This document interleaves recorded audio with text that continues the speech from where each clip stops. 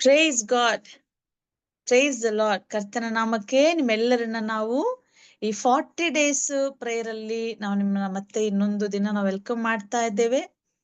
ಕರ್ತನು ಹೊಸ ದಿನವನ್ನ ನಮ್ಗೆ ಈ ದಿನವೂ ಕೂಡ ಕೂಡಿಸಿ ಕೊಟ್ಟಿದ್ದಾರೆ. ಕರ್ತನ ನಾಮಕ್ಕೆ ಸ್ತೋತ್ರವಾಗಲಿ.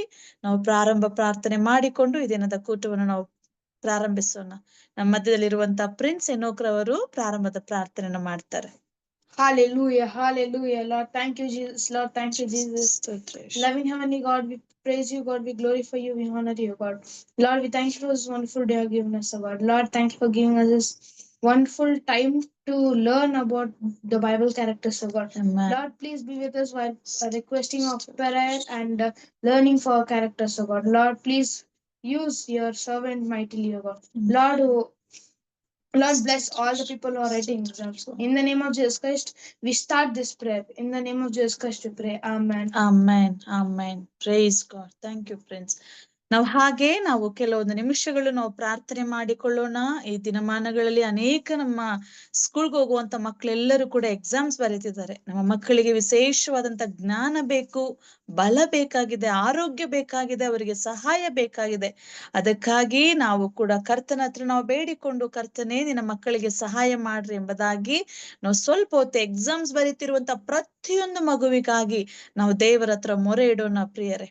ನನ್ನೊಂದಿಗೆ ನೀವು ಕೂಡ ಸೇರಿ ನಿಮ್ಮ ಮಕ್ಕಳಿಗಳಿಗಾಗಿ, ನಮ್ಮ ಸಭೆಗೆ ಬರುವಂತ ಪ್ರತಿಯೊಂದು ಮಕ್ಕಳಿಗಾಗಿ, ಶಾಲೆಗೆ ಹೋಗುವಂತ ಪ್ರತಿಯೊಂದು ಮಕ್ಕಳಿಗಾಗಿ ನಾವು ಸ್ವಲ್ಪ ಸಮಯ ನಾವು ದೇವರ ಮುಂದೆ ನಾವು ಮೊರೆ ಇಡೋಣವಾ. ಸ್ತೋತ್ರ ಸ್ವಾಮಿ, ಸ್ತೋತ್ರಪ್ಪ. ಪರಿಶುದ್ಧನೇ ನಿಮಗೆ ಸ್ತೋತ್ರ, ಮಹೋನ್ನತನೇ ನಿಮಗೆ ಸ್ತೋತ್ರ, ಸರ್ವಶಕ್ತನೇ ನಿಮಗೆ ಸ್ತೋತ್ರ. ಅಪ್ಪ ತಂದೆಯೇ ನಿಮಗೆ ನಾವು ಸ್ತೋತ್ರ ಮಾಡ್ತೇವೆ ಸ್ವಾಮಿ. ನೀನು ಒಳ್ಳೆಯ ದೇವರು ಸ್ವಾಮಿ, ಒಳ್ಳೆಯ ಕುರುಬನು ಸ್ವಾಮಿ, ನಮ್ಮನ್ನ ನಡೆಸುವ ದೇವರು ನೀನೇ ಸ್ವಾಮಿ, ನಮ್ಮನ್ನ ಕಾಯುವ ಕರ್ತನು ನೀನೇ ಅಪ್ಪ. ಎಸಯ್ಯ ನಿಮಗೆ ನಾವು ಸ್ತೋತ್ರ ಮಾಡ್ತಿದ್ದೇವೆ ಸ್ವಾಮಿ. ಅಪ್ಪ ಈ 40 ಡೇಸ್ ಪ್ರೇಯರ್ ಅಲ್ಲಿ ನಮ್ಮನ್ನ ಅನುದಿನವೂ ನಡೆಸ್ತಾ ಇರುವ ದೇವರೇ ನಿಮಗೆ ಸ್ತೋತ್ರಪ್ಪ.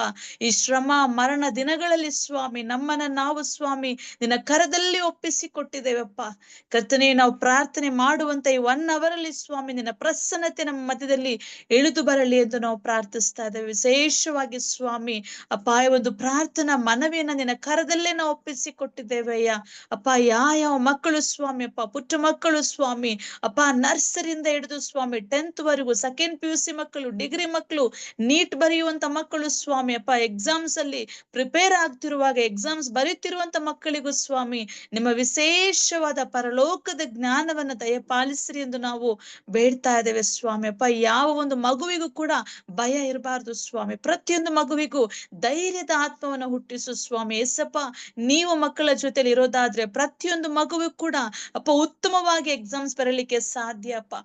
ಯಾವ್ಯಾವ ಮಕ್ಕಳು ಸ್ವಾಮಿ ಅಪ್ಪ ಕೆಲವೊಂದು ಸಬ್ಜೆಕ್ಟ್ಗಳು ನಮಗೆ ಬಲಹೀನತೆ, ಈ ಒಂದು ಸಬ್ಜೆಕ್ಟ್ ನನಗೆ ಬರಲ್ಲ, ಈ ಒಂದು ವಿಷಯದಲ್ಲಿ ನನಗೆ ಕಷ್ಟ ಎಂಬುದಾಗಿದ್ದಾರೋ ಎಸಪ್ಪ, ನಮ್ಮನ್ನ ಬಲಪಡಿಸುವ ಇದ್ದುಕೊಂಡು ಎಲ್ಲದಕ್ಕೂ ಶಕ್ತನಾಗಿದ್ದೇನೆ ಎಂಬುದಾಗಿ ಪುಟ್ಟ ಮಕ್ಕಳು ಸ್ವಾಮಿ ಅಪ್ಪ ನಿರ್ಧರಿಸಿಕೊಂಡು ಎಲ್ಲ ಎಕ್ಸಾಮ್ಸ್ ಚೆನ್ನಾಗಿ ಬರಲಿಪ್ಪ. ಟಫ್ ಇರುವಂತ ಮ್ಯಾಥ್ಸ್, ಸೋಷಿಯಲ್, ಸೈನ್ಸ್ ಸ್ವಾಮಿ, ಕನ್ನಡ, ಹಿಂದಿ ಅಪ್ಪ ನಮ್ಮೆಲ್ಲ ಮಕ್ಕಳಿಗೂ ಸ್ವಾಮಿ ಜೇಮ್ಸ್ 1:5 ಪ್ರಕಾರ ಹೆಚ್ಚಿನ ಜ್ಞಾನವನ್ನು ಕೊಡಿ ಎಂದು ನಾವು ಬೇಡ್ತೇವೆ ಅಪ್ಪ. ಅನೇಕ ಮಕ್ಕಳುಗಳು ಸ್ವಾಮಿ ಫೀಸ್ ಕಟ್ಲಿಕ್ಕೆ ಆಗದಿರಾ ಅಪ್ಪ ಎಕ್ಸಾಮ್ಸ್ ಫೀಸ್ ಕಟ್ಟಬೇಕೆಂಬುದಾಗಿರುವಾಗ ಯೆಹೋವ ಈರೆಯಾಗಿ ಪ್ರತಿಯೊಂದು ತಂದೆ ತಾಯಿಗಳಿಗೂ ಅವಶ್ಯವನ್ನು ಒದಗಿಸಿ ಎಂದು ನಾವು ಬೇಡ್ತೇವೆ ಅಪ್ಪ.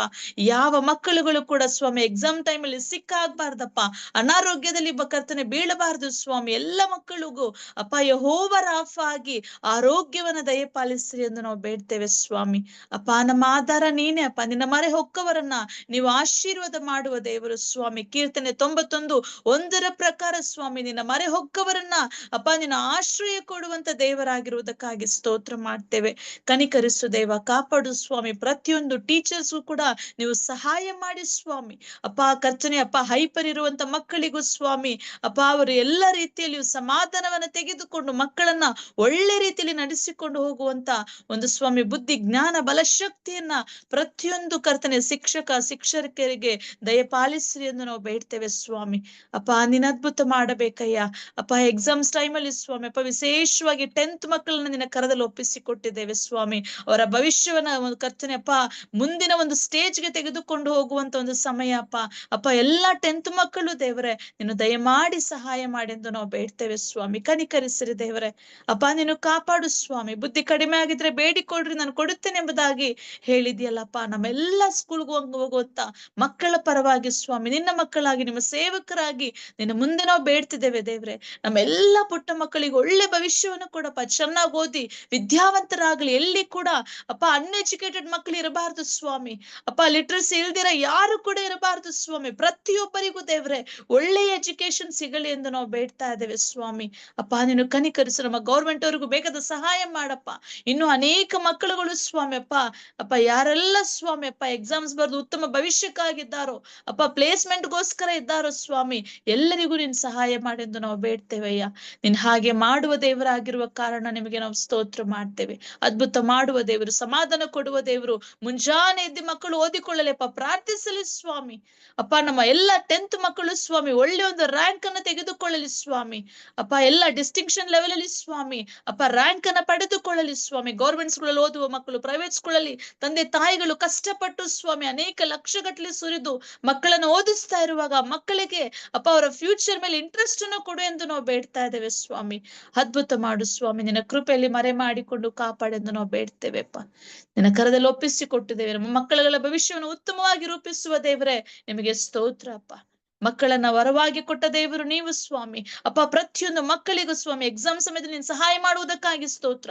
ಆರೋಗ್ಯ ದಯಪಾಲಿಸಿಕೊಡುವುದಕ್ಕಾಗಿ ಸ್ತೋತ್ರ ಸ್ವಾಮಿ. ಫೀಸ್ ಸಹಾಯ ಒದಗಿಸುವುದಕ್ಕಾಗಿ ಸ್ತೋತ್ರಪ್ಪ. ಬುದ್ಧಿ ಜ್ಞಾನ ಕೊಡುವುದಕ್ಕಾಗಿ ಸ್ತೋತ್ರಪ್ಪ. ಬಲ ಶಕ್ತಿ ಧೈರ್ಯವನ್ನು ಕೊಡುವುದಕ್ಕಾಗಿ ನಾವು ಸ್ತೋತ್ರ ಮಾಡ್ತೇವೆ ಸ್ವಾಮಿ ಅಪ್ಪ. ಡೇ 1 ಇಂದ ಎಂಡ್ ವರೆಗೂ ಸ್ವಾಮಿ ನನ್ನ ಮಕ್ಕಳಿಗೆ ಸಹಾಯಕರವಾಗಿ ನೀವು ನಿಂತು ಅದ್ಭುತ ಮಾಡ್ರಿ ಎಂದು ನಾವು ಬೇಡ್ತೇವೆ. ಮುಂಬರುವ ದಿನಮಾನಗಳಲ್ಲಿ ಅನೇಕ ಪೇರೆಂಟ್ ಬಾಯಿಗಳಿಂದ ನಾವು ಸಾಕ್ಷಿ ಕೇಳಲಿಕ್ಕಿದ್ದೇವೆ ಸ್ವಾಮಿ. ಅದಕ್ಕಾಗಿ ನಿಮಗೆ ಸ್ತೋತ್ರ ಮಾಡ್ತೇವೆ. ನಿನ್ನ ಕರದಲ್ಲಿ ನಮ್ಮ ಮಕ್ಕಳುಗಳನ್ನ ಒಪ್ಪಿಸಿಕೊಟ್ಟಿದ್ದೇವಪ್ಪ. ಅದ್ಭುತವಾದ ಕಾರ್ಯಗಳು ನಡೆಸಿರಿ ಎಂದು ನಜರೇತಿನ ಯೇಸುವಿನ ನಾಮದಲ್ಲಿ ಸಮರ್ಪಿಸಿ ಬೇಡಿ ಹೊಂದಿದ್ದೇವೆ ತಂದೆಯೇ. ಆಮೇನ್ ಆಮೇನ್. ನಾವು ಹಾಗೆ ಪ್ರಾರ್ಥನೆ ಮಾಡಿಕೊಳ್ಳೋಣ. ಎಷ್ಟೋ ಜನ ಕುಟುಂಬಗಳಲ್ಲಿ ಪ್ರಿಯರೇ ಒಂದು ಬಿರುಕು ಉಂಟಾಗಿದೆ. ಎಷ್ಟೋ ಜನ ಕುಟುಂಬಗಳಲ್ಲಿ ಸಮಾಧಾನ ಇಲ್ಲ. ಒಂದು ವೇಳೆ ಒಂದು ಕುಟುಂಬ ಎಂಬುದಾಗಿ ನಾವು ನೋಡುವಾಗ ಅದರಲ್ಲಿ ಒಂದು ಫ್ಯಾಮಿಲಿ, ಒಂದು ಪರ್ಸನ್ ಸರಿಯಿಲ್ಲ ಎಂಬುದಾಗಿ ನಾವು ನೋಡೋದಾದ್ರೆ ಇಡೀ ಕುಟುಂಬದಲ್ಲಿ ಎಷ್ಟೋ ಸಮಸ್ಯೆಗಳು ಅವರಿಗೆ ಕಾಡ್ತಾ ಇರ್ತದೆ ಪ್ರಿಯರೇ. ಅಂತ ಕುಟುಂಬಗಳಲ್ಲಿ ಕರ್ತನು ತಾನೇ ಸಮಾಧಾನವನ್ನು ಕೊಡಲಿ. ಆ ಒಂದು ವ್ಯಕ್ತಿ ಯಾರು ಪ್ರಾಬ್ಲಮ್ ಅನ್ನ ಕ್ರಿಯೇಟ್ ಮಾಡ್ತಾರೋ ಏಸಪ್ಪ ಅವರಿಗೆ ಒಳ್ಳೆಯ ಒಂದು ಜ್ಞಾನ ಕೊಡ್ಲಿ. ಎಲ್ಲ ಒಂದು ಹೊರಟುತನ, ಎಲ್ಲ ಕೆಟ್ಟತನ ಸ್ವಾಮಿ ನೀಗಿಸಲಿಕ್ಕಾಗುವಂತೆ ನಾವು ವಿಶೇಷವಾಗಿ ನಾವು ಕುಟುಂಬಗಳಿಗಾಗಿ ನಾವು ಪ್ರಾರ್ಥಿಸಬೇಕಾಗಿದೆ. ನಮ್ಮ ಕರ್ತವ್ಯವಾಗಿದೆ. ನಮ್ಮ ಕುಟುಂಬಗಳನ್ನ ನಾವು ಪ್ರಾರ್ಥನೆ ಮೂಲಕ ನಾವು ಬಂಧಿಸಬೇಕಾಗಿದೆ. ನಾವು ದೇವರ ವಾಕ್ಯದಲ್ಲಿ ನೋಡುತ್ತೇವೆ, ಕರ್ತನ ಮಕ್ಕಳಿಗೆ ವಿರುದ್ಧವಾಗಿ ಬರುವಂತ ವ್ಯಕ್ತಿ ಒಂದು ದಾರಿಯಿಂದ ಬಂದಾಗ ಅವರು 7 ದಿಕ್ಕಿನಿಂದ ಓಡಿ ಹೋಗುವಂತೆ ಸ್ವಾಮಿ ಮಾಡ್ತಾರೆ. ಒಂದು ವೇಳೆ ನಿಮ್ಮ ಕುಟುಂಬಗಳಲ್ಲಿ ಆ ಒಂದು ವ್ಯಕ್ತಿ ಇರೋದಾದ್ರೆ ಆತನಿಗಾಗಿ ಅವರಿಗಾಗಿ ನೀವು ಪ್ರಾರ್ಥನೆ ಮಾಡ್ರಿ ಪ್ರಿಯರೇ. ನಿನ್ನ ಕುಟುಂಬಕ್ಕಾಗಿ ಯಾರೆಲ್ಲ ವಿರೋಧವಾದ ಕಾರ್ಯಗಳನ್ನ ಮಾಡ್ತಿದ್ದಾರೋ, ಅಸಮಾಧಾನ ಕೊಡ್ತಾ ಇದ್ದಾರೋ ಅಂತವರಿಗಾಗಿ ನಾವು ದೇವರ ಮುಂದೆ ಕಣ್ಣೀರಿಟ್ಟು ನಾವು ಪ್ರಾರ್ಥಿಸುವಾಗ ಕರ್ತಾದಿ ಕರ್ತರು ನಮ್ಮ ಜೊತೆಲಿ ಇದ್ದುಕೊಂಡು ನಮಗೆ ಒಳ್ಳೆದನ್ನೇ ಮಾಡ್ತಾರೆ ಪ್ರಿಯರೇ. ನಾವು ಹಾಗಾದ್ರೆ ಪ್ರಾರ್ಥನೆ ಮಾಡೋಣವ. ಎಸಪ್ಪ, ನಮ್ಮ ಕುಟುಂಬಗಳಿಗಾಗಿ ಸ್ತೋತ್ರ ಸ್ವಾಮಿ. ಒಬ್ಬಂಟಿಗರನ್ನ ಸಂಸಾರಿಕರನ್ನಾಗುವಂತೆ ಮಾಡುವೆನೆಂಬುದಾಗಿ ಕೀರ್ತನೆ 68:4 ನೀನು ಹೇಳಿದೆಯಲ್ಲ ಸ್ವಾಮಿ ಅಪ್ಪ. ಸಂಸಾರ ಎಂಬುದಾಗಿ ಕಟ್ಟಿದ ದೇವರು ನೀನು ಸ್ವಾಮಿ. ಕಡೆಯವರೆಗೂ ನಡೆಸಿಕೊಂಡು ಹೋಗುವ ದೇವರು ನೀನೇ ಅಪ್ಪ.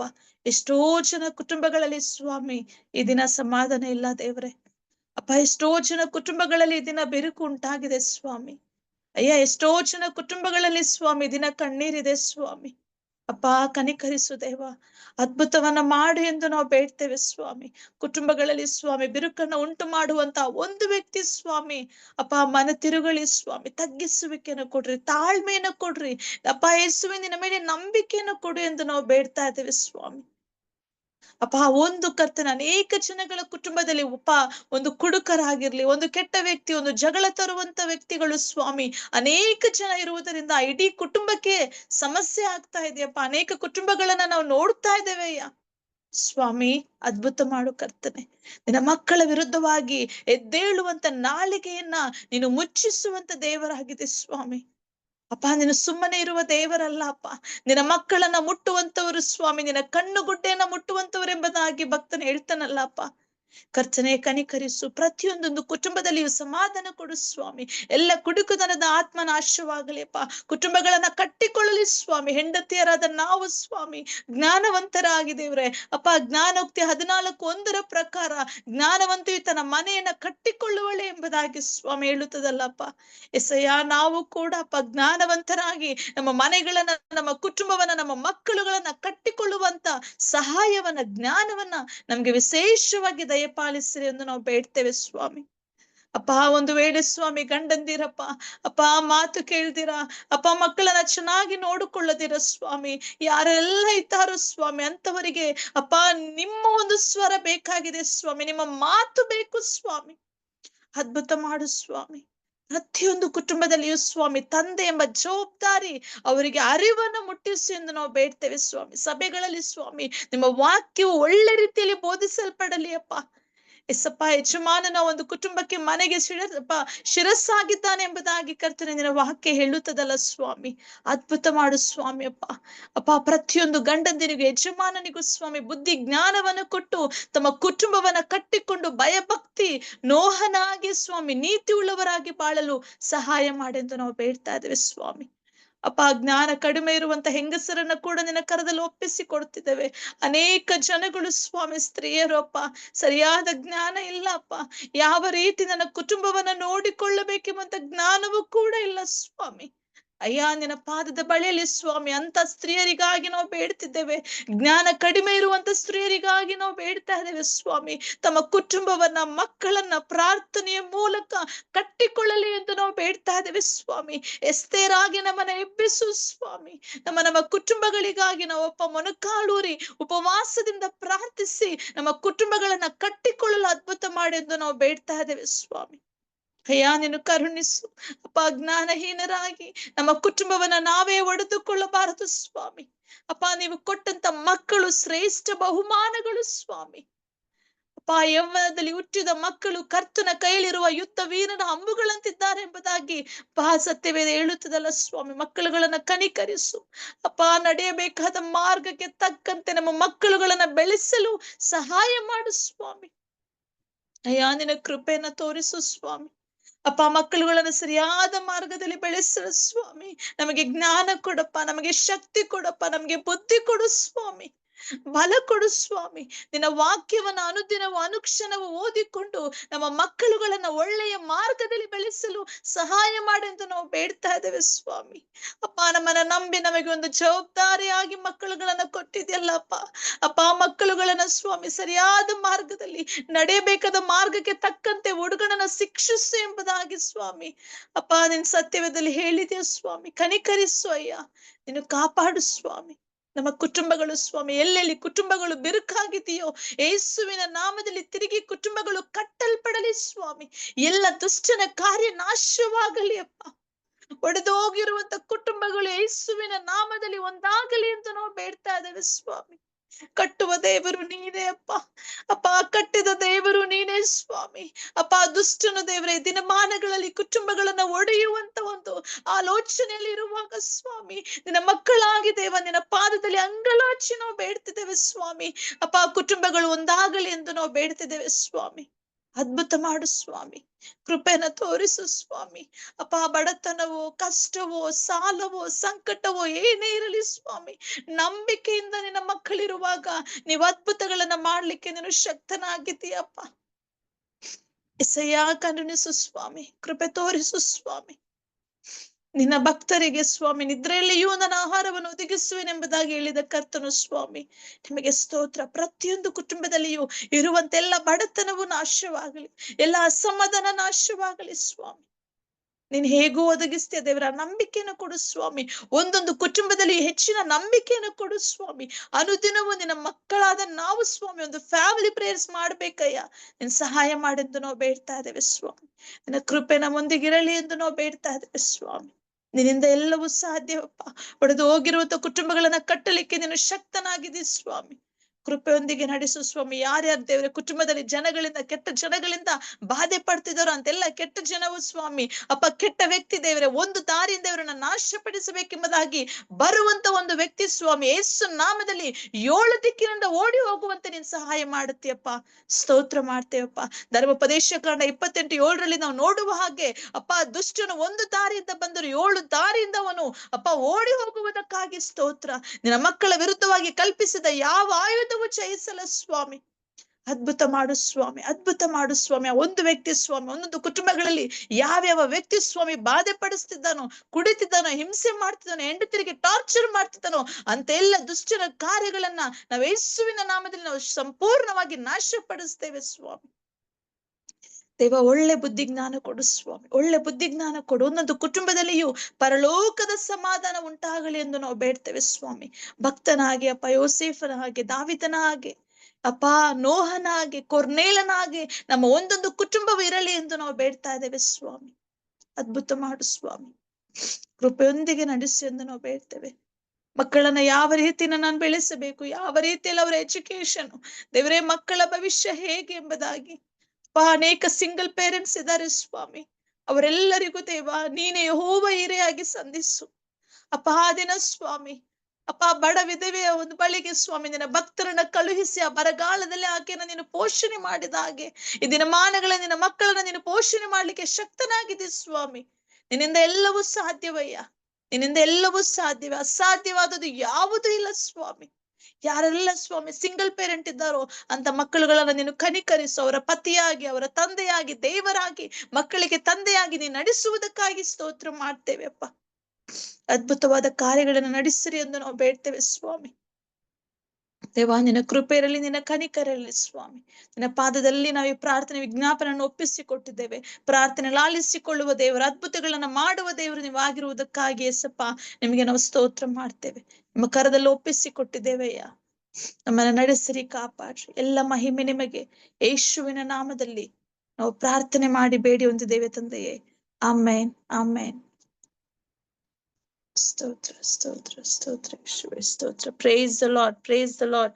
ಕರ್ತನು ನಮ್ಮ ಪ್ರಾರ್ಥನೆಯನ್ನ ಕೇಳಿಸಿಕೊಂಡಂತ ದೇವರು ನಮಗೆ ಸದುತ್ತರವನ್ನ ಕೊಡಲಿಕ್ಕೆ ನಮ್ಮ ಕರ್ತನು ಶಕ್ತರಾಗಿದ್ದಾರೆ ಪ್ರೇರೆ. ಅವರಿಂದ ಎಲ್ಲವೂ ಸಾಧ್ಯವೇ. Hallelujah, praise God. ನಾವು ಪ್ರತಿದಿನವೂ ಕೂಡ ನಾವು ಬೈಬಲ್ ಕ್ಯಾರೆಕ್ಟರ್ ಅನ್ನ ನಾವು ನೋಡ್ತಾ ಇದ್ದೇವೆ ಪ್ರೇರೆ. ಬೈಬಲ್ ಕ್ಯಾರೆಕ್ಟರ್ ಅನ್ನ ನಾವು ಕಲಿತಾ ಇದ್ದೇವೆ. ದೇವ ಭಕ್ತರ ಒಂದು ಜೀವಿತದಿಂದ ನಾವು ಅನೇಕ ವಿಚಾರಗಳನ್ನ ನಾವು ಇದುವರೆಗೂ ನಾವು ಕಲಿತಿದ್ದೇವೆ. ನಿನ್ನೆಯೂ ಕೂಡ ನಾವು ಎಳಿಯನ ಜೀವಿತವನ್ನ ನಾವು ದೇವ ಸೇವಕರ ಮೂಲಕ ನಾವು ಕಲಿತಿದ್ದೇವೆ ಪ್ರಿಯರೇ. ಹೌದು, ನಮ್ಗೆ ದೇವರು ಏಸಪ್ಪ ಪರಿಶುದ್ಧಾತ್ಮನು ನಮಗೆ ಸತ್ಯವೇದವನ್ನು ಕೊಟ್ಟಿದ್ದಾರೆ. ಭಕ್ತರ ಜೀವಿತ ಅನೇಕ ಸಾರಿ ನಾವು ಈ ಲೋಕದಲ್ಲಿ ಜೀವಿಸುವಾಗ ನಮ್ಮಲ್ಲಿ ಎಷ್ಟೋ ಸಾರಿ ಅಪನಂಬಿಕೆ ಬರುತ್ತದೆ. ನಾವೆಷ್ಟೋ ಸಾರಿ ನಾವು ಕುಗ್ಗಿ ಹೋಗ್ತೇವೆ. ದೇವರೇ, ಇದು ಹೇಗೆ ಎಂಬುದಾಗಿ ನಾವು ಯೋಚನೆ ಮಾಡ್ತೇವೆ ಪ್ರಿಯರೇ. ಅದಕ್ಕೆ ಏಸಪ್ಪ ನಮ್ಗೆ ನಿಜವಾಗಿ ಒಂದು ಸತ್ಯವೇದವನ್ನ ನಮ್ಗೆ ಸ್ವಾಮಿ ಕೊಟ್ಟಿದ್ದಾರೆ ಪ್ರೇರೆ. ಒಂದು ಸತ್ಯವೇದವನ್ನ ನಾವು ಓದುವಾಗ ನಮ್ಮಲ್ಲಿ ನಂಬಿಕೆ, ನಿರೀಕ್ಷೆ, ನಮ್ಮಲ್ಲಿ ಧೈರ್ಯವನ್ನ ಉಂಟಾಗುತ್ತದೆ ಪ್ರೇರೆ. ನಮ್ಮ ಪರಿಶುದ್ಧಾತ್ಮ ನಮ್ಗೆ ಧೈರ್ಯವನ್ನು ಒದಗಿಸಿ ಕೊಡ್ತಾರೆ. Praise God. ಈ ದಿನವೂ ಕೂಡ ನಾವು ಸತ್ಯವೇದದಿಂದ ಒಂದು ಉತ್ತಮವಾದ ಒಂದು ಬೈಬಲ್ ಕ್ಯಾರೆಕ್ಟರ್ ಅನ್ನ ನಾವು ನೋಡ್ಲಿಕ್ಕಿದ್ದೇವೆ. ಅವರೇ ಯೇಸುವಿನ ತಾಯಿಯಾದಂತ ಮರಿಯಳು. Praise God. ಯೇಸುವಿನ ತಾಯಿಯಾದಂತ ಮರಿಯಳವರ ಬಗ್ಗೆ ನಾವು ಕೇಳಿಸಿಕೊಳ್ಳಲಿಕ್ಕೆ ನಿಜವಾಗಿಯೂ ನಮಗೆ ತುಂಬಾ ಸಂತೋಷ. ಕರ್ತನ ವಾಕ್ಯ ನಮಗೆ ಹೇಳುತ್ತದೆ, ಸ್ತ್ರೀಯರಲ್ಲಿ ಈಕೆ ಧನ್ಯಳು ಎಂಬುದಾಗಿ. ಹಾಲೆಲೂಯಾ. ನಮ್ಮ ಸ್ವಾಮಿ ಒಳ್ಳೆಯ ದೇವರು ಪ್ರಿಯರೇ. ಅವರು ಮಾಡುವಂತ ಕಾರ್ಯ, ಅವರು ಆರಿಸಿಕೊಳ್ಳುವಂತ ವ್ಯಕ್ತಿ, ಅದು ನಮ್ಮ ಊಹೆಗೂ ಮೀರಿದ್ದಾಗಿದೆ. ಯೇಸುವಿನ ತಾಯಿಯಾದಂತ ಮರಿಯಳ ಬಗ್ಗೆ ನಾವು ಯೋಚನೆ ಮಾಡೋದಾದ್ರೆ ಅವರಲ್ಲಿದ್ದಂತ ಉತ್ತಮವಾದಂತ ಕೆಲವೊಂದು ಗುಣಗಳು, ಆಕೆಯಲ್ಲಿ ಒಳ್ಳೆಯ ನಂಬಿಕೆ ಇತ್ತು ಪ್ರಿಯರೇ. ನಂಬಿಗಸ್ತಳಾಗಿ ಆಕೆ ಇರುವುದನ್ನ ನಾವು ಕಾಣ್ತಾ ಇದ್ದೇವೆ. ವಿಧೇಯಳಾದಳು. ಗಬ್ರಿಯೇಲ್ ದೂತನು ಬಂದು ಮರಿಯಳ ಹತ್ರ ಹೇಳುವಾಗ ಆಕೆ ವಿಧೇಯಳಾದಳು ಎಂಬುದಾಗಿ ನಾವು ದೇವರ ವಾಕ್ಯದಲ್ಲಿ ನಾವು ನೋಡ್ತಾ ಇದ್ದೇವೆ. ಲೂಕನು ಬರೆದ ಸುವಾರ್ತೆ 1ನೇ ಅಧ್ಯಾಯ 26ನೇ ವಚನದಲ್ಲಿ ನಾವು ನೋಡುವಾಗ ಅಲ್ಲಿ ಕರ್ತನ ಒಂದು ದಾಸಿ ನಾನೆಂಬುದಾಗಿ ಅವ್ರು ಹೇಳುವುದನ್ನ ನಾವು ಕೇಳಿಸ್ಕೊಳ್ತಾ ಇದ್ದೇವೆ ಪ್ರಿಯರೇ. ಯಾಕೆ ಪರಿಶುದ್ಧಾತ್ಮನು ಈ ಒಂದು ಲೋಕದಲ್ಲಿ ಆವಾಗ ಎಷ್ಟೋ ಜನ ಹೆಂಗಸರಿದ್ದಾಗ್ಲೂ ಕೂಡ ಮರಿಯಳನ್ನ ಆರಿಸಿಕೊಂಡರೆಂಬುದಾಗಿ ನಾವು ನೋಡೋದಾದ್ರೆ, ನಿಜವಾಗಿಯೂ ಕರ್ತನು ಆರಿಸಿಕೊಳ್ಳುವಂತ ವ್ಯಕ್ತಿ ಅವರು ತಗ್ಗಿಸುವಿಕೆಯಿಂದ ಕರ್ತನ ಚಿತ್ತಕ್ಕೆ ಒಳಪಟ್ಟವರಾಗಿ ತನ್ನ ಪರಿಶುದ್ಧತೆಯನ್ನ ಆಕೆ ಒಂದು ಪರಿಶುದ್ಧತೆಯನ್ನ ಕಾಪಾಡಿಕೊಂಡಂತವಳಾಗಿ ಆಕೆ ಇದ್ದಳೆಂಬುದಾಗಿ ನಮ್ಗೆ ಅರ್ಥ ಆಗುತ್ತದೆ ಪ್ರಿಯರೇ. ಯೇಸು ಸ್ವಾಮಿ ದೇವಾದಿ ದೇವನು, ರಾಜಾದಿರಾಜನು, ಮಹೋನ್ನತನು, ಅದ್ಭುತ ಸ್ವರೂಪನು, ಆಲೋಚನ ಕರ್ತನು, ಪರಾಕ್ರಮಿಯಾದ ದೇವರು, ನಿತ್ಯನಾದ ತಂದೆ, ಸಮಾಧಾನದ ಪ್ರಭುವು, ಅಂತ ಮಹೋನ್ನತನು ಈ ಮೇರಿಯನ್ನ ಮರಿಯಳವರನ್ನ ಆರಿಸಿಕೊಂಡರೆಂಬುದಾಗಿ ನಾವು ಕಾಣ್ತೇವೆ ಪ್ರಿಯರೇ. ಎಷ್ಟು ಸುಂದರವಾದ ವಿಚಾರ ಅಲ್ಲವಾ? ಮರಿಯಳ ಬಗ್ಗೆ ನಾವು ಧ್ಯಾನ ಮಾಡೋದಾದ್ರೆ ನಿಜವಾಗಿ ನಮಗೆ ಸಂತೋಷವಾಗುತ್ತದೆ. ಸ್ತ್ರೀಯರಾದ ನಮಗೆ ದೇವರೇ, ನಾವು ಕೂಡ ಮರಿಯಳ ಹಾಗೆ ಆಗಬೇಕೆಂಬಂತ ಒಂದು ಆಶೆ ನಮ್ಮಲ್ಲಿ ಉಂಟಾಗುತ್ತದೆ. ವಿಶೇಷವಾಗಿ ಯವ್ವನಸ್ಥರೇ, ನೀವು ನಿಮ್ಮ ಒಂದು ಜೀವಿತದಲ್ಲಿ ಮರಿಯಳ ಹಾಗೆ ನೀವು ಇರ್ಲಿಕ್ಕೆ ನೀವು ಪ್ರಯತ್ನ ಮಾಡೋದಾದ್ರೆ, ನಿಮ್ಮ ಒಂದು ಸ್ಟೆಪ್ ನೀವು ಹಾಕೋದಾದ್ರೆ, ನಿಜವಾಗಿಯೂ ದೇವರು ಒಂದು ಸುಂದರವಾದ ಜೀವಿತವನ್ನ ನಿನಗೆ ಕೊಡ್ಲಿಕ್ಕೆ ಶಕ್ತರಾಗಿದ್ದಾರೆ ಪ್ರಿಯರೇ. ಮೇರಿಯಲ್ಲಿದ್ದಂತ ಒಂದು ಸುಂದರವಾದಂತ ಗುಣಗಳನ್ನ ನಾವು ನೋಡೋದಾದ್ರೆ, ಫೇತ್, ಒಬೀಡಿಯನ್ಸ್ ಇತ್ತು. ಆಕೆಯಲ್ಲಿ ಒಂದು ಶಿಷ್ಯತ್ವವನ್ನ ಕೂಡ ನಾವು ಕಾಣ್ತೇವೆ. ಅವರು ಯೇಸು ಸ್ವಾಮಿಗೆ ಜನ್ಮ ಕೊಟ್ಟದ್ದು ಮಾತ್ರವಲ್ಲ, ಏಸಪ್ಪ ಒಂದು ಫಸ್ಟ್ ಅದ್ಭುತವನ್ನ ಮಾಡುವಾಗ ಅಲ್ಲಿ ಮೇರಿ ಅವರಿದ್ದ. ಏಸಪ್ಪ ಹೋಗಿ ಬೋಧನೆ ಮಾಡುತ್ತಿದ್ದಂತ ಪ್ರತಿಯೊಂದು ಸ್ಥಳಗಳಲ್ಲಿಯೂ ಕೂಡ ಮೇರಿ ಅವರು ಇರುವುದನ್ನ ನಾವು ಕಾಣ್ತಾ ಇದ್ದೇವೆ ಪ್ರಿಯರೇ.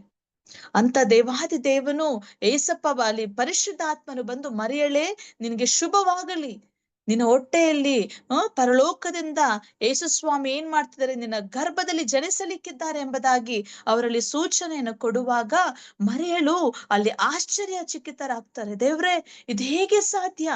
ನಾನು ಪುರುಷನನ್ನೇ ಅರಿಯಲಿಲ್ಲವಲ್ಲ ಎಂಬಂತ ಒಂದು ಮಾತನ್ನ ಅವ್ರು ಹೇಳೋದನ್ನ ನಾವು ಕಾಣ್ತಾ ಇದ್ದೇವೆ ಪ್ರಿಯರೇ. ನಾವು ಲೂಕನು ಬರೆದ ಸುವಾರ್ತೆ 1ನೇ ಅಧ್ಯಾಯವನ್ನ ನಾವು ಓದೋದಾದ್ರೆ ನಮ್ಗೆ ಸ್ಪಷ್ಟವಾಗಿ ಅಲ್ಲಿ ಅರ್ಥವಾಗುತ್ತೆ. ಅಲ್ಲಿ ನಡೆದಂತ ಪ್ರತಿಯೊಂದು ಘಟನೆಯನ್ನು ಕೂಡ ಪರಿಶುದ್ಧಾತ್ಮ ಸತ್ಯವೇದದಲ್ಲಿ ಬರೆಸಿರುವುದನ್ನ ನಾವು ಕಾಣ್ತೇವೆ ಪ್ರಿಯರೇ. ಲೂಕನು ಬರೆದ ಸುವಾರ್ತೆ 1ನೇ ಅಧ್ಯಾಯದಲ್ಲಿ 26ನೇ ವಚನದಿಂದ ನಾವು ನೋಡ್ಲಿಕ್ಕಿರುವಾಗ 26ರಿಂದ ನಾವು ಕಾಣ್ತೇವೆ, ನೀನು ಗರ್ಭಿಣಿಯಾಗಿ ಒಬ್ಬ ಮಗನನ್ನು ಹೆರುವೆ, ಆತನಿಗೆ ಯೇಸುವೆಂದು ಹೆಸರಿಡಬೇಕು, ಆತನು ಮಹಾಪುರುಷನಾಗಿ ಪರಾತ್ಪರನ ಕುಮಾರನೆನಿಸಿಕೊಳ್ಳುವೆನೆಂಬುದಾಗಿ ಅಲ್ಲಿ ಬಂದು ಗಬ್ರಿಯೇಲ್ ದೂತನು ಹೇಳ್ತಾ ಇದ್ದಾರೆ. ಮರಿಯಳೇ, ನೀನು ಹೆದರಬೇಡ, ನಿನಗೆ ದೇವರ ದಯೆ ದೊರಕಿತು. ಹಾಲೆಲೂಯಾ. ಹೌದು, ಮರಿಯಳಿಗೆ ದೇವರ ದಯೆ ದೊರಕಿತ್ತು ಎಂಬುದಾಗಿ ಹೇಳುವಂತ ಒಂದು ಮಾತು ಎಷ್ಟು ಸುಂದರವಾದ ಮಾತಲ್ವಾ? ಅವರಲ್ಲಿ ಯಾವುದೇ ಪ್ರಶ್ನೆ ಮಾಡ್ತಿಲ್ಲ. ನೋ, ಇದನ್ನು ಯಾಕೆ ಆಲ್ರೆಡಿ ಅಲ್ಲಿ ಬಂದು ಹೇಳುವುದು, ದೇವದೂತನು ಹೇಳುವಾಗ ಅಲ್ಲಿ ಮರಿಯಳಿಗೂ ಮತ್ತು ಜೋಸೆಫನಿಗೂ ನಿಶ್ಚಿತಾರ್ಥವಾಗಿತ್ತೆಂಬುದಾಗಿ ನಾವು ಬೈಬಲ್ ಅಲ್ಲಿ ನಾವು ನೋಡ್ತೇವೆ ಪ್ರಿಯರೇ. 27ನೇ ವಿಚಾರದಲ್ಲಿ ನಾವು ನೋಡ್ತೇವೆ. ನಿಶ್ಚಿತಾರ್ಥ ಆದ ನಂತರ ಈ ರೀತಿಯಾಗಿ ದೇವದೂತನು ಬಂದು ಹೇಳುವಾಗ ಆಕೆಗೆ ಆಶ್ಚರ್ಯವಾಗುತ್ತೆ. ಇದು ಹೇಗೆ ಸಾಧ್ಯ? ಆಕೆ ರಿಜೆಕ್ಟ್ ಮಾಡ್ಲಿಲ್ಲ ಪ್ರಿಯರೇ. ಆಕೆ ಅದನ್ನ ಏನಂದ್ರು ಗೊತ್ತಾ? She agreed. ಆಕೆ ಆತನನ್ನು ಒಪ್ಪಿಸಿಕೊಟ್ಟಳು. ದೇವರ ಕೈಲಿ ಆಕೆನ ಒಪ್ಪಿಸಿಕೊಡುವುದನ್ನ ನಾವು ನೋಡ್ತೇವೆ. ದೇವರ ಚಿತ್ತ ಹೇಗಿದೆಯೋ ಹಾಗೆ ಆಗ್ಲಿ ಎಂಬುದಾಗಿ ಅವರು ಹೇಳುವುದನ್ನ ನಾವು ಕಾಣ್ತಾ ಇದ್ದೇವೆ ಪ್ರಿಯರೇ. ಅಲ್ಲಿ ಪರಿಶುದ್ಧಾತ್ಮ ದೇವರು ಹೇಳ್ತಿದ್ದಾರೆ 37ನೇ ಒಂದು ವಚನದಲ್ಲಿ, 1ನೇ ಅಧ್ಯಾಯ ಲೂಕ 37ನೇ, ದೇವರಿಂದ ಬರುವ ಯಾವ ಮಾತಾದರೂ ನಿಷ್ಫಲವಾಗುವುದಿಲ್ಲ. ಆಗ ಮರಿಯಳು, ಇಗೋ ನಾನು ಕರ್ತನ ದಾಸಿ, ನಿನ್ನ ಮಾತಿನಂತೆ ನನಗಾಗಲಿ ಅಂದಳು. ಆಮೇಲೆ ಆ ದೂತನು ಆಕೆಯ ಬಳಿಯಿಂದ ಹೊರಟು ಹೋದನು. ಎಂತ ಸುಂದರವಾದ ವಿಚಾರ ನೋಡ್ರಿ. ಮರಿಯಳೇ, ನೀನು ಗರ್ಭ ಧರಿಸ್ತೀಯ, ಪರಲೋಕದಿಂದ ನೀನು ಗರ್ಭ ಧರಿಸ್ತೀಯ ಎಂಬುದಾಗಿ ಹೇಳುವಾಗ ಪವಿತ್ರಾತ್ಮನು ಪರಲೋಕದಿಂದ ನಿನ್ನ ಮೇಲೆ ಬರುವನು. ಆವಾಗ ನೀನ್ ಏನ್ ಮಾಡ್ತೀಯ? ಶಿಶು ನಿನ್ನ ಹೊಟ್ಟೆಯಲ್ಲಿ ಬೀಳುವುದೆಂಬುದಾಗಿ ಹೇಳುವಾಗ ಆಗ ಆಶ್ಚರ್ಯಪಟ್ಟು ಆಕೆ ಹೇಳ್ತಿದ್ದಾರೆ, ನಾನು ಕರ್ತನ ದಾಸಿ ಎಂಬುದಾಗಿ. ಆಕೆ ಅಲ್ಲಿ ತನ್ನನ್ನು ತಗ್ಗಿಸಿಕೊಳ್ಳುತ್ತಾ ಇದ್ದಾಳೆ. ನಾನು ಕರ್ತನ ದಾಸಿ, ದೇವರ ಚಿತ್ತ ಹೇಗಿದೆಯೋ ಕರ್ತನ ಮಾತಿನಂತೆಯೇ ನನಗಾಗಲಿ ಎಂಬುದಾಗಿ. ಅಂದ್ರೆ ನಾವು ಅರ್ಥ ಮಾಡಿಕೊಳ್ಳಬಹುದು, ಮರಿಯಳಿಗೆ ದೇವರ ಮೇಲೆ ನಂಬಿಕೆ ಇತ್ತು, ಭಯ ಭಕ್ತಿ ಇತ್ತು. ಅಂದ್ರೆ ಆಕೆ ಜೀವಿಸಿದಂತ ಆ ಜೀವಿತ ಅದು ಪರಿಶುದ್ಧವಾದಂತ ಜೀವಿತ. ನಾನು ಈ ಒಂದು ಕೆಲಸ ಮಾಡಿದ್ರೆ ಏಸಪ್ಪ ಇಷ್ಟನೇ ಎಂಬುದಾಗಿ ಯೋಚನೆ ಮಾಡುತ್ತಿದ್ದರು. ಆದ್ದರಿಂದಲೇ ಆಕೆ ಒಂದು ಬಾಯಿಂದ ಮಾತು ಬರ್ತಾ ಇದೆ, ನಿನ್ನ ಮಾತಿನಂತೆ ನನಗಾಗಲಿ, ದೇವರ ಚಿತ್ತದಂತೆ ನನಗಾಗಲಿ ಎಂಬುದಾಗಿ. ಯೌವನಸ್ಥಳಾದ ಈ ಒಂದು ಕನ್ಯೆ ಮರಿಯಳ ಒಂದು ಜೀವಿತದಲ್ಲಿ ನಾವು ಧ್ಯಾನಿಸುವಂತ ಒಂದು ವಿಚಾರ, ಅದು ಈ ಒಂದು ಸೈನ್ಸ್ ಕೂಡ ಆಶ್ಚರ್ಯ ಪಡುವಂತ ವಿಚಾರ. ಮತ್ತೆ ಅಲ್ಲಿ ಪರಿಶುದ್ಧಾತ್ಮನ ಇನ್ನೊಂದು ದೊಡ್ಡ ಒಂದು ವಿಚಾರವನ್ನ ರಿವೀಲ್ ಮಾಡ್ತಿದ್ದಾರೆ. ಸ್ನಾನಿಕನಾದ ಯೋಹಾನನ ತಾಯಿಯ ಬಗ್ಗೆ ಕೂಡ ಅಲ್ಲಿ ರಿವೀಲ್ ಮಾಡ್ತಿದ್ದಾರೆ. ಆಕೆಯು ಕೂಡ ಗರ್ಭಿಣಿ ಆಗಿದ್ದಾರೆ. ನಿನ್ನ ಬಂಧು ಇದ್ದಾಳಲ್ಲ ಎಲಿಸಬೇತಳು, ಆಕೆಯು ಕೂಡ ಮುಪ್ಪಿನವರಾದಾಗಲೂ ಕೂಡ ಆಕೆ ಗರ್ಭಿಣಿ ಆಗಿದೆ. ನೋಡಿ ಪ್ರಿಯರೇ, ಎಂತ ದೊಡ್ಡ ವಿಚಾರವನ್ನ ದೇವರು ಇಲ್ಲಿ ಮೇರಿ ಅವರಿಗೆ ಹೇಳ್ತಾ ಇದ್ದಾರೆ. ಆಕೆ ನಂಬಿಕೆ ಅಲ್ಲಿ ಇನ್ನೂ ಹೆಚ್ಚಾಗ್ತಾ ಇದೆ. ನಾವು ಅದ ಧ್ಯಾನ ಮಾಡೋದಾದ್ರೆ, ಯೇಸುವಿನ ತಾಯಿಯಾದ ಮರಿಯಳು ಎದ್ದು ಅವಸರದಿಂದ ಮಲೆನಾಡಿಗೆ ಹೊರಟು ಅಲ್ಲಿ ಎಲಿಜಬೆತಳ ಒಂದು ಮನೆಗೆ ಬಂದಳು ಎಂಬುದಾಗಿ ನಾವು ಕಾಣ್ತಾ ಇದ್ದೇವೆ ಪ್ರಿಯರೇ. ಆಕೆ ಯೇಸು ಸ್ವಾಮಿಯ ಒಂದು ಮಾತಿಗೆ ಕಿವಿಗೊಟ್ಟು, ಪರಿಶುದ್ಧಾತ್ಮನ ದೇವರಾದ ತಂದೆಯಾದ ದೇವರ ಮಾತಿಗೆ ಅವರು ಕಿವಿಗೊಟ್ಟರು. ಮೇರಿಯವರು ತನ್ನನ್ನೇ ಒಪ್ಪಿಸಿಕೊಟ್ಟಳು. ನಾನು ದೇವರ ದಾಸಿ ಎಂಬುದಾಗಿ ಆಕೆ ಬಾಯಿಂದ ಅರಿಕೆ ಮಾಡಿದಳು. ಇಂಥ ಎಲ್ಲ ಪರಿಸ್ಥಿತಿಯಲ್ಲಿಯೂ ಕೂಡ ಕಾನೇಶುಮಾರಿ ಮಾಡಿಸುವಂತ ಒಂದು ಸಮಯದಲ್ಲಿ ದಿನ ತುಂಬಿದ ಗರ್ಭಿಣಿ ಆಗಿದ್ದಂತ ಮೇರಿ ಅವರಿಗೆ ಛತ್ರದಲ್ಲಿ ಜಾಗ ಸಿಗಲಿಲ್ಲ. ಆಕೆ ಒಂದು ವೇಳೆ ಯೋಚನೆ ಮಾಡಿರ್ಬಹುದು, ದೇವರೇ, ನಾನು ನಿನ್ನನ್ನು ಹೋರುತ್ತಿದ್ದೇನಲ್ವಾ, ನನ್ನ ಪರಿಶುದ್ಧಾತ್ಮನ ಮೂಲಕ ನಾನು ಗರ್ಭಿಣಿ ಆಗಿದ್ದೇನಲ್ವಾ, ನನಗೆ ಈ ಲೋಕದಲ್ಲಿ ಜಾಗ ಇಲ್ಲವಾ, ಈ ಒಂದು ಛತ್ರದಲ್ಲಿ ನನಗೆ ಜಾಗ ಇಲ್ಲವಾ ಎಂಬುದಾಗಿ ಆಕೆ ಒಂದು ಪ್ರಸವ ವೇದನೆಯಲ್ಲಿ ಆಕೆ ಯೋಚನೆಯನ್ನು ಕೂಡ ಮಾಡ್ದಿರ, ದೇವರ ಚಿತ್ತ ಹೇಗಿದೆಯೋ ಹಾಗೇ ಆಗಲಿ ಎಂಬುದಾಗಿ ನಿಜವಾಗಿ ಜೋಸೆಫ್ ಅವರು ಕೂಡ ಮೇರಿಯನ್ನ ಸೇರಿಸಿಕೊಳ್ಳುವುದನ್ನ ನಾವು ಕಾಣ್ತಾ ಇದ್ದೇವೆ. ಅಲ್ಲಿ ನೋಡಿ, ವಂಡರ್ಸ್ ಇದೆ. ದೇವರ ಚಿತ್ತ ನಡೆಯುವಂತ ಸ್ಥಳದಲ್ಲಿ ಒಮ್ಮನಸಿರುತ್ತೆ ಪ್ರಿಯರೇ, ಅಲ್ಲಿ ಒಗ್ಗಟ್ಟಿರುತ್ತಲ್ಲಿ.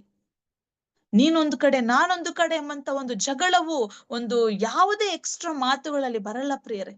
ಅಲ್ಲಿ ಬರ್ಲಿಕ್ಕೆ ಸ್ವಾಮಿ ಅವಕಾಶ ಕೊಡಲ್ಲ.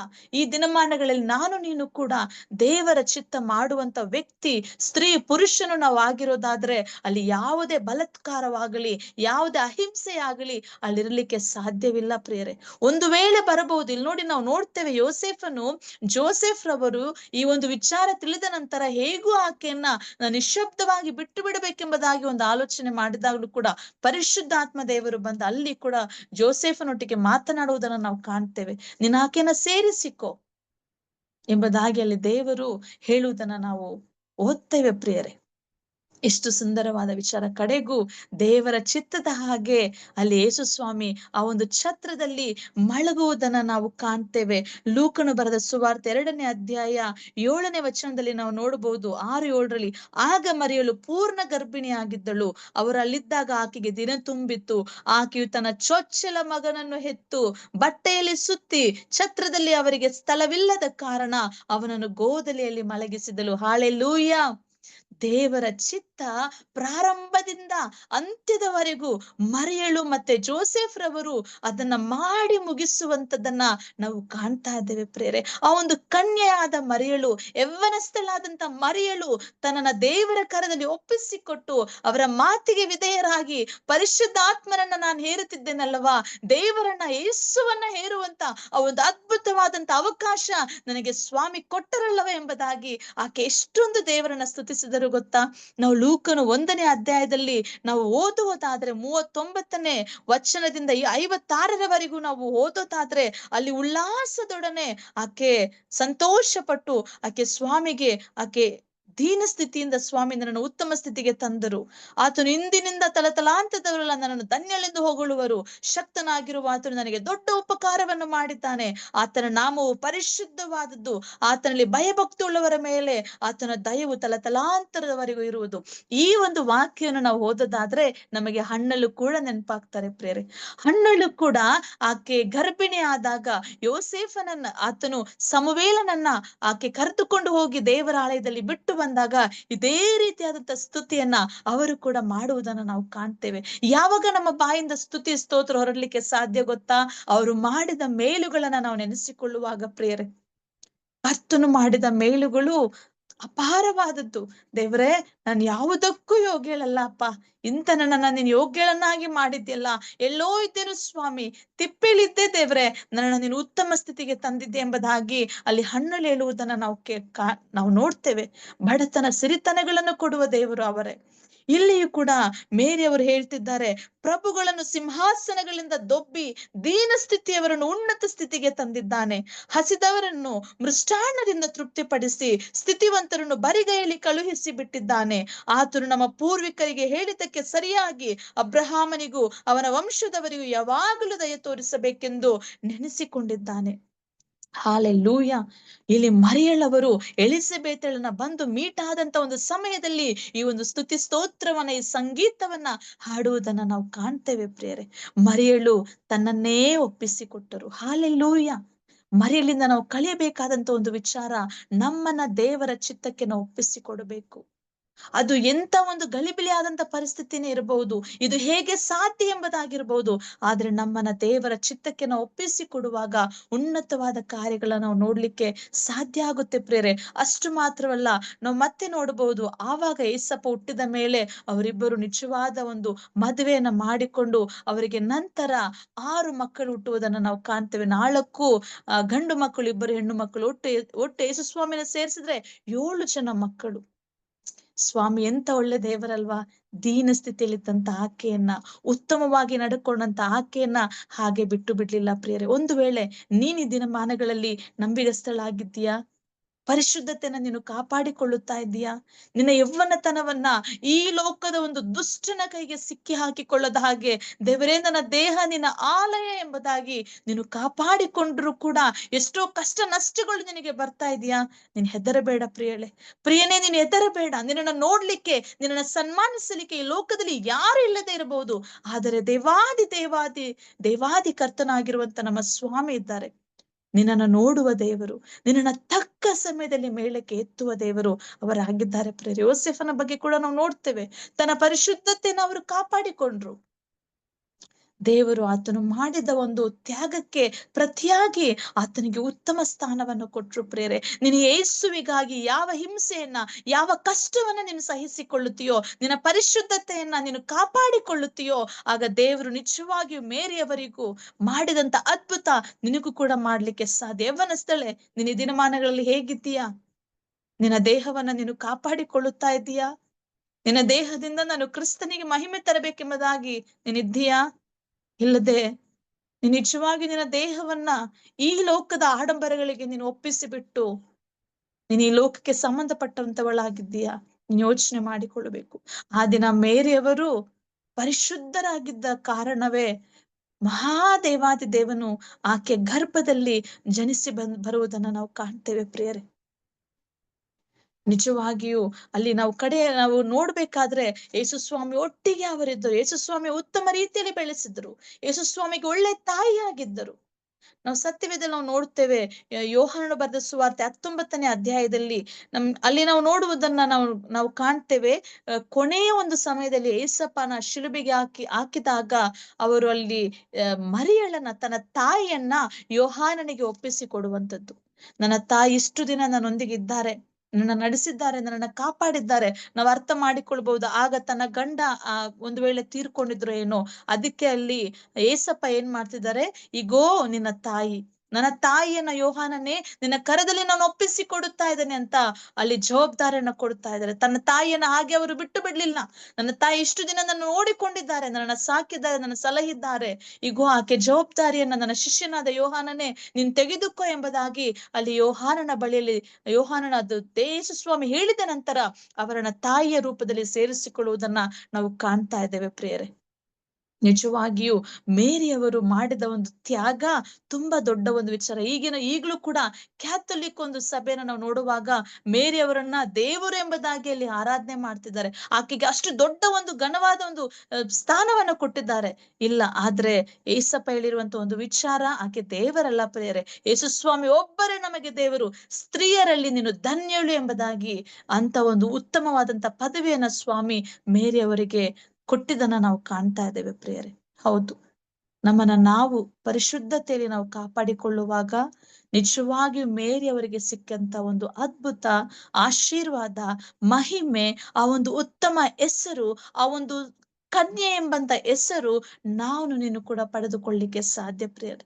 ಒಂದು ವೇಳೆ ನೀನಿಷ್ಟು ದಿನ ತಪ್ಪಾಗಿ ನಡೆದುಕೊಂಡಿಯೋ ಏನೋ, ಇಷ್ಟು ದಿನ ದೇವ್ರೇ ನಾನು ಉತ್ತಮಳಲ್ಲ ಎಂಬುದಾಗಿ ನೀನು ಈ ಒಂದು ಮೆಸೇಜ್ ಅನ್ನ ಕೇಳಿಸಿಕೊಂಡು ಪಶ್ಚಾತ್ತಾಪ ಪಡ್ತಿದ್ಯೋ ಏನು, ನಿಜವಾಗಿ ನೀನು ಪಶ್ಚಾತ್ತಾಪ ಪಡೋದಾದ್ರೆ ನನ್ನ ದೇವರು ನಿನ್ನನ್ನ ತಳ್ಳಿ ಬಿಡುವುದಿಲ್ಲ ಪ್ರಿಯಳೆ.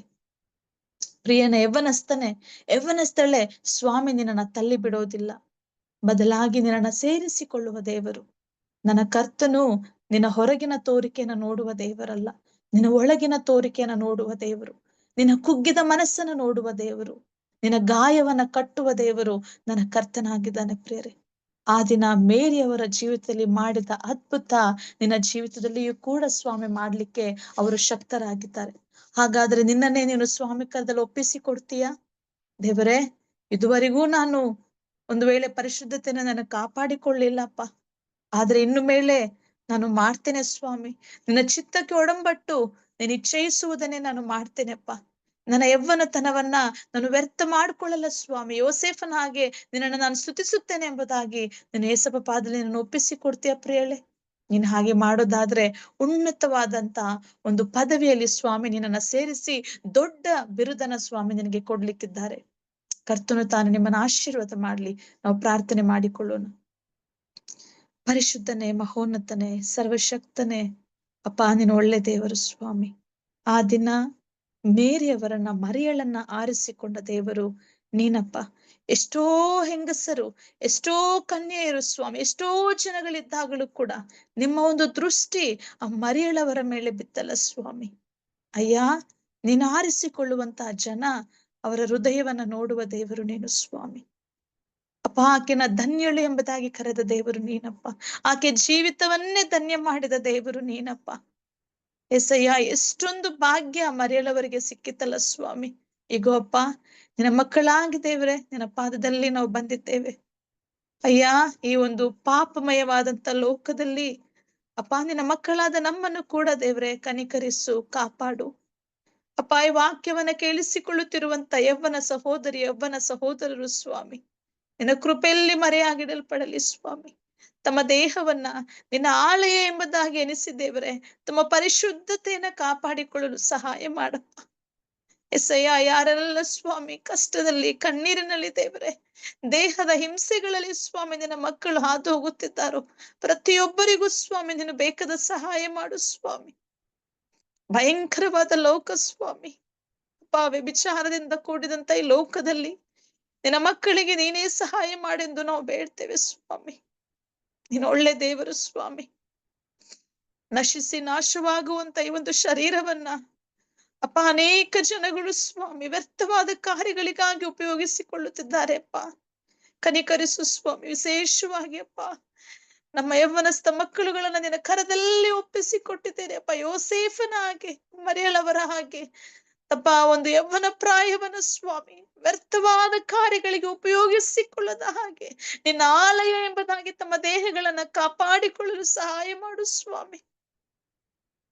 ಮಾರನಾಥ, ನೀನು ಬೇಗ ಬಾ ಸ್ವಾಮಿ. ಲೋಕವು ಆಡಂಬರಗಳಿಂದಲೂ ಭಯಂಕರವಾದ ಕೃತ್ಯಗಳಿಂದಲೂ ತುಂಬಿದೆ ಸ್ವಾಮಿ.